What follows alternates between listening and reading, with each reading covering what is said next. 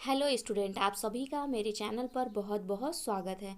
इस लेक्चर में हम लोग डिस्कस करेंगे टॉलमैन का अधिगम का सिद्धांत, जिसको कि अव्यक्त अधिगम भी कहते हैं। इसके प्रवर्तक हैं एडवर्ड टॉलमैन। इन्होंने प्रयोग किया था चूहों पर। इसका अन्य नाम है, इस सिद्धांत के कई नाम हैं।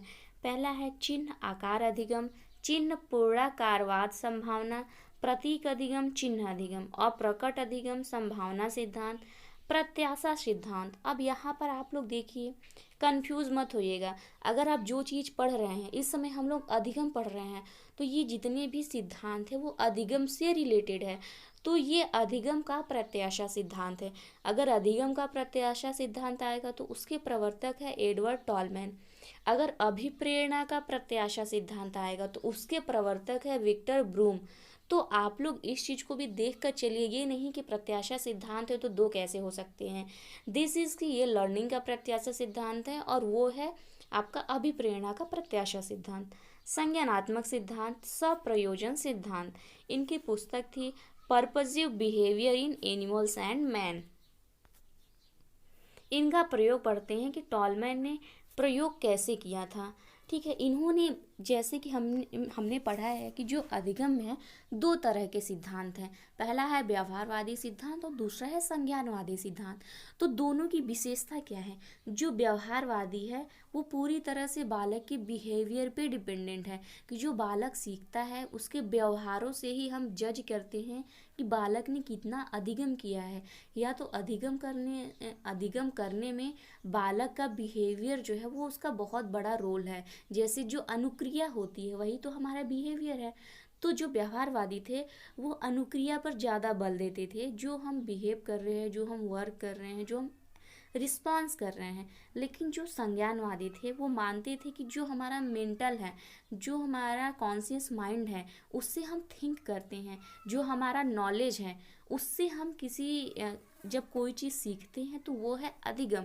तो ये दोनों का डिफरेंस है, व्यवहारवादी और संज्ञानवादी का। संज्ञानवादी है मेन आपके जो नॉलेज है, उससे जो चीज़ें हम सीखते हैं, अपने दिमाग में सोचते हैं, थिंक करते हैं, एक्ट करते हैं। व्यवहारवादी है कि हम क्रियाओं के माध्यम से सीखते हैं। तो जो टॉलमैन थे ये दोनों का मिक्सअप थे। ये व्यवहारवादियों की भी कुछ चीज़ों को माने थे और संज्ञानवादियों की भी चीज़ों को माने थे। इन्होंने प्रयोग किया था चूहों पर। इन्होंने क्या किया, चूहों के दो समूह बनाए, ग्रुप ए और ग्रुप बी। इन्होंने भूल भुलैया का प्रयोग किया। ठीक है, भूल भुलैया का प्रयोग किया। उन्होंने क्या किया कि दो चूहों का ग्रुप था, दो समूह था।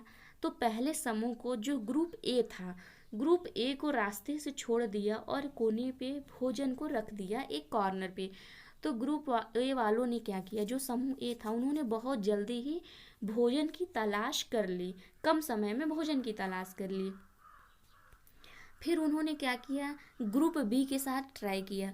अब इन्होंने क्या किया, जब ग्रुप बी को इन्होंने भूल भुलैया में छोड़ा तो कहीं पर भी भोजन नहीं रखा, भोजन को हटा दिया। तब उन्होंने क्या किया कि भोजन नहीं मिला तो ये आराम आराम से पूरे रास्ते पर ये घूमे। जो समूह बी के चूहे थे वो आराम आराम से पूरे रास्ते पर घूमते गए, तो जिससे इन्हें बाहर निकलने में बहुत समय लगा। ठीक है, ग्रुप ए को कम समय लगा, ग्रुप बी को ज़्यादा समय लगा। फिर से टॉलमैन ने क्या किया, अब इस एक्सपेरिमेंट को करने के बाद उन्होंने फिर से क्या किया कि जो ग्रुप बी के चूहे थे फिर से उनको भूल भुलैया में भेजा और यहाँ पर भोजन रख दिया। अब क्या किया, इन लोगों ने तुरंत ही ये भोजन को पा गए, मतलब कम समय में ये भोजन को पा गए और बाहर निकल आए। तो इन्होंने ये पाया कि जो अधिगम था, अधिगम ये पहली बार ही कर चुके थे। जो समूह बी के चूहे हैं, जब उन्हें पहली बार बिना भोजन के ही अंदर भेजा गया था तभी वो अधिगम कर दिए थे, लेकिन वो व्यक्त नहीं किए। उन्होंने व्यक्त कब किया इस चीज़ को, जब उन्हें उसकी आवश्यकता पड़ी। आवश्यकता कब पड़ी, जब उन्हें भोजन वहाँ पे रखा गया, तब उन्होंने जल्दी से गए और वो भोजन को वो खा गए।